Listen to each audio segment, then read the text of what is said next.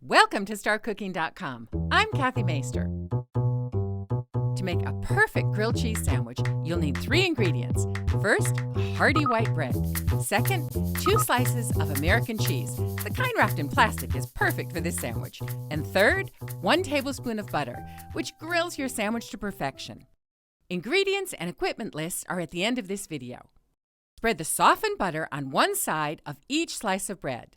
Lay 1 slice of bread, butter side down, in a nonstick frying pan. Put 2 slices of cheese on the bread.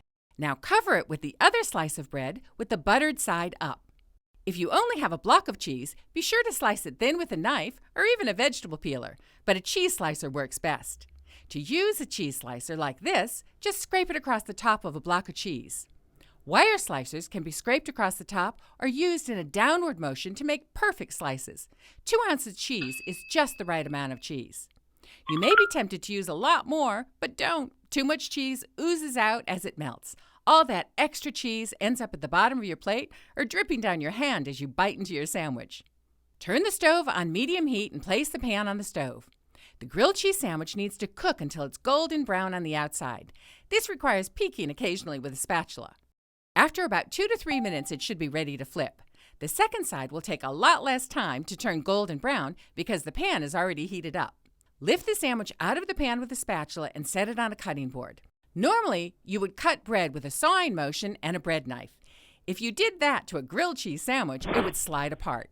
Instead, use a large kitchen knife and with 1 swift downward motion, slice through the sandwich. You can add extra bits to your grilled cheese sandwich if you want. Sliced tomato, or crispy bacon, or tuna salad, or how about some rye bread with Swiss cheese, sliced ham, and mustard. Carrots and celery sticks are great to serve on the side, but potato chips are even better. Enjoy! For the ingredients you'll need 2 slices of bread, 2 slices of cheese, and 1 tablespoon of butter. For the equipment you'll need a butter knife, a frying pan, a spatula, a cutting board, and a kitchen knife.